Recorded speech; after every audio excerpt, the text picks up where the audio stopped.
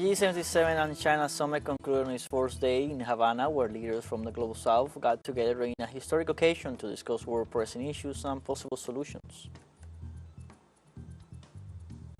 In Ecuador, an audio tape has been released which seems to prove the assassination attempt against the presidential candidate for the Citizen Revolution Movement, Luisa González. And the death toll from devastating floods in eastern Libya has surpassed 11,000, according to the Libyan Red Crescent, as rescuers desperately try to help those who managed to survive the disaster. Hello, welcome to From the South. I'm Luis Alberto Matos from the teleSUR studios in Havana, Cuba. We begin with the news.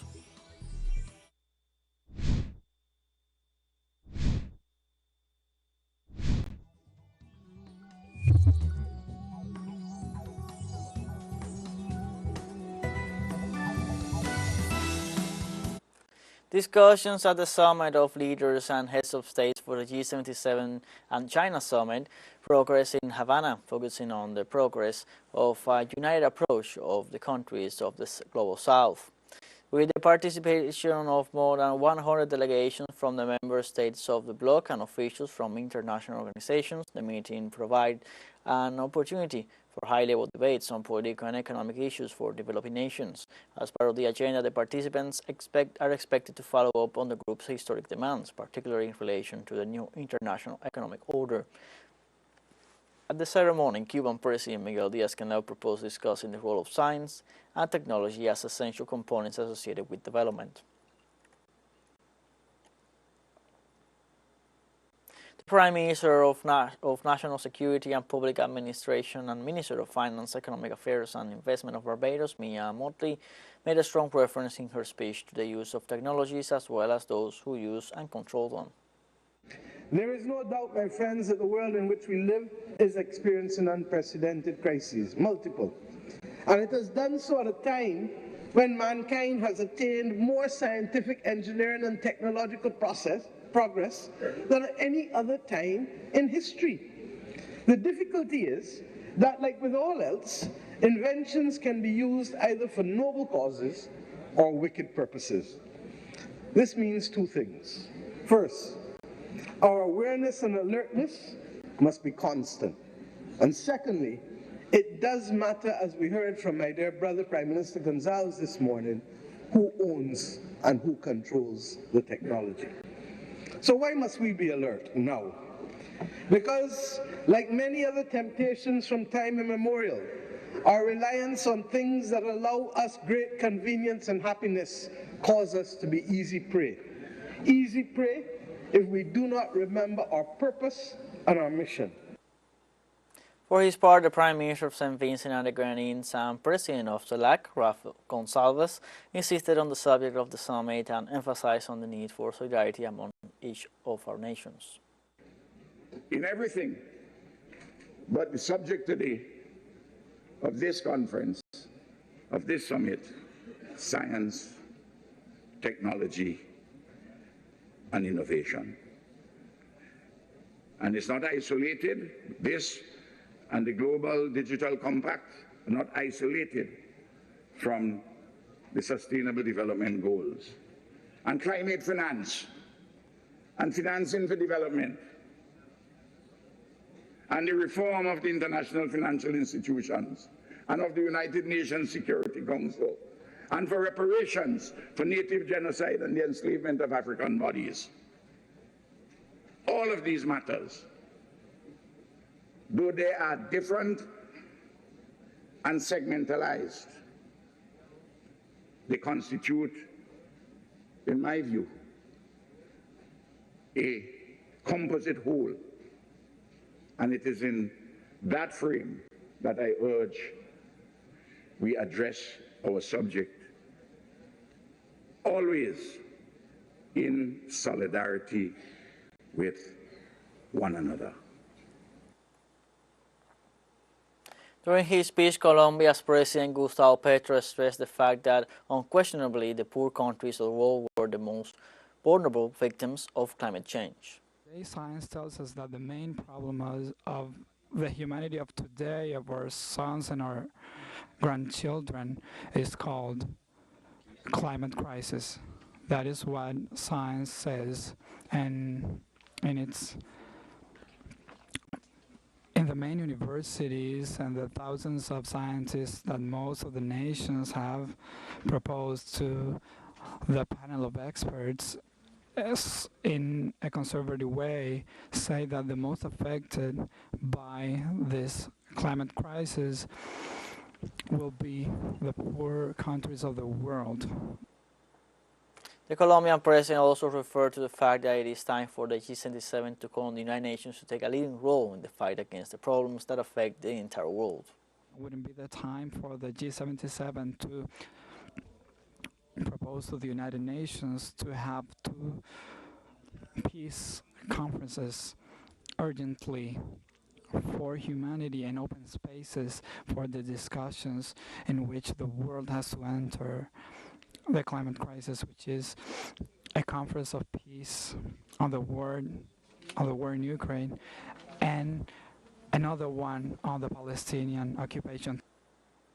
Bolivian Vice President David Choquehuanca, on the other hand, blamed capitalism for the present poverty of the world and said that the welfare they are demanding is not that of the Western civilization, but one based on the people's own roots and culture of life. The right to welfare that we demand for our countries is in no way the development of the Western civilization that has endangered the planet and Mother Earth. We cannot keep following the Western capitalist path that is to blame for the poverty in the world. It's time to build and rebuild our own path based on our roots, values, and codes regarding the culture of life. Argentinian President Alberto Fernandez referred, among other things, to the difficulties faced by Global South countries to overcome the financial consequences of climate change and natural catastrophes, and how the international financial institutions controlled by the United States make it more difficult for those countries to recover. For that situation to change, to be altered, the first thing to do is to change the financial international system that keeps on working with the same logics. Once again, you see the World Bank and the IMF applying the orthodox logics that took us to this crisis state, this state of income concentration and the distribution of poverty around the world. How much more can we endure this? How much more can we go on without changing this?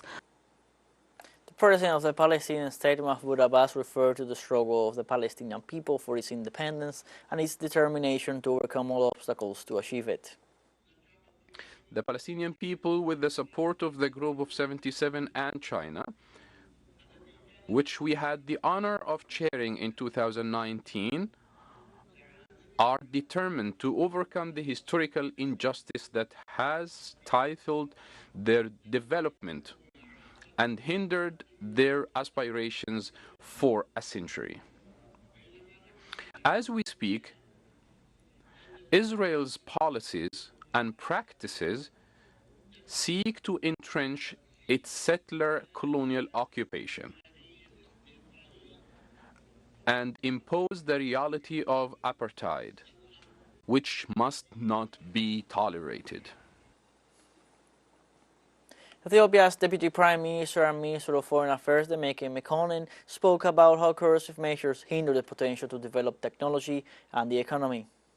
Science, technology, and innovation remain crucial to speeding up economic transformation and addressing underdevelopment. Unfortunately, our potential is constrained by limited access to scientific knowledge and technology. As historical disparity in innovative capacity hampers the attainment of the Sustainable Development Goals, Ethiopia calls for the genuine reform of global institutions to accommodate inclusive decision-making opportunities that prioritize the interest of the Global South. On top of this, unilateral sanctions and coercive economic measures violating the United Nations principles and international law affect progress in science, technology, and economic development. Ethiopia rejects any unilateral sanctions and coercive economic measures imposed upon developing countries and calls for their removal as a gesture of goodwill for global harmony. Let's take now a short break, but remember you can join us on TikTok at teleSUR English, where you will find news in different formats, news updates, and much more. Other stories coming up. Stay with us.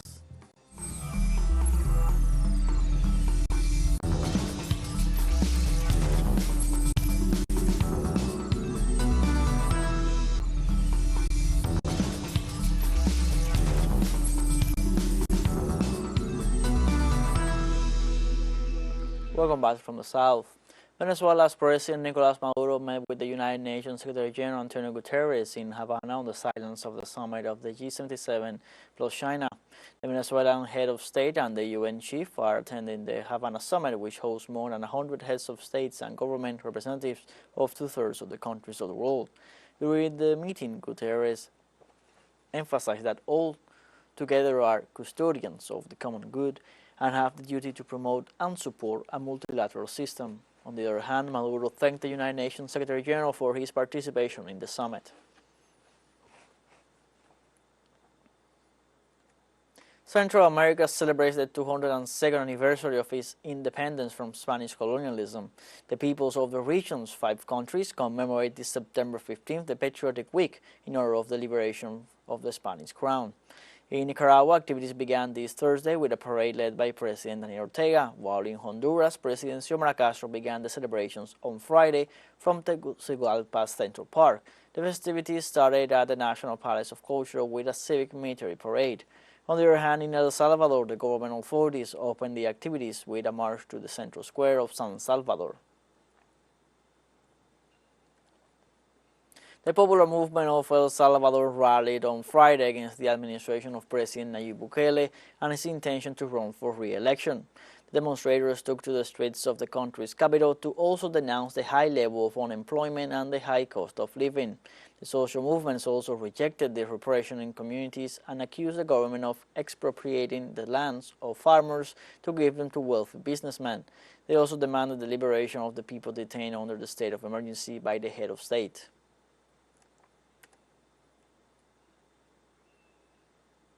In Ecuador, an audio tape has been released which seems to prove the assassination attempt against the presidential candidate for the Citizen Revolution movement, Luisa González. The tape was produced on Friday during the indictment hearing against the person accused of trying to attack the political leader during a rally. The recording seems to confirm the intentions of the accused to assassinate González. The presidential candidate had accepted to use a bulletproof vest and to be guarded by the National Armed Forces after an increase of threats received in the last weeks amid tension that the Ecuadorian people are living by the actions of criminal gangs. Social movements and left-wing parties marched against the promotion of ultra-liberal Argentinian presidential candidate Javier Milei. On Thursday afternoon, thousands of people marched in downtown Buenos Aires against the economic adjustment policies demanded by the International Monetary Fund and Milei's speeches against public health and education systems. The mobilization was held as part of a national day of struggle and had replicas in different cities of the country.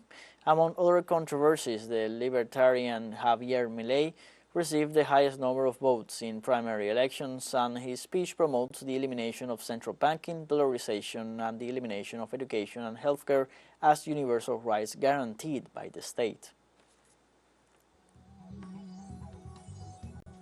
We have a second short break coming up, but before we invite you to visit our YouTube channel at teleSUR English. There you'll be able to rewatch our interviews, top stories, special broadcastings, and more.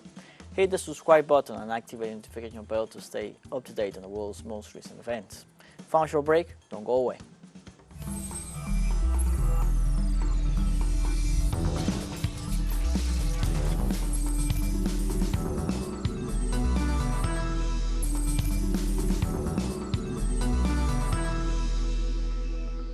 Welcome back from the south.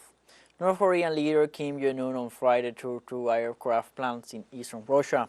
Accompanied by the Deputy Prime Minister and head of Russian Industry and Trade, Denis Manturov, Kim visited an industrial plant of the Komsomolsk-Amur aviation plant, where the assembly of Su-35 and Su-57 fighter jets is carried out. The North Korean leader was also able to see the industrial facilities of another aerospace company, Yakovlev, where some parts of the fuselage and wing components of the SJ-100 commercial aircraft are manufactured. This is Kim's second visit to Russia. During the first in April 2019, he merely visited the city of Vladivostok and met with the Russian president on the campus of the Far Eastern Federal University. In China, President Xi Jinping met with the Cambodian Prime Minister Hun Manet for the consolidation and development of friendship between the two countries. The Chinese president assured that he firmly supports Cambodia in exploring a development path and strengthening its cooperation with the Industrial Development Corridor and the Fish and Rice Corridor. In this regard, the Cambodian official chose Beijing and pointed out that the new government of his country will maintain a friendly policy towards the Asian giant and give continuity to the friendship between the two sides. The main border crossing point between Pakistan and Afghanistan, the Torkham crossing, reopened on Friday after 9 days of closure due to a series of clashes between security forces of both countries. Pakistani authorities reported that the crossing was reopened at 8 a.m. local time for pedestrians and at 9 a.m. local time for commercial transport. According to Pakistan's version, the key crossing was closed on September 6 last week because Pakistani agents complained about the construction of a checkpoint of the Afghan side, and the Taliban government security forces responded with gunfire. The Torkham border crossing, which accounts for 65% of traffic between the two countries, has been closed several times in the past, causing severe hardship to travelers and loss of business associated with the movement of goods.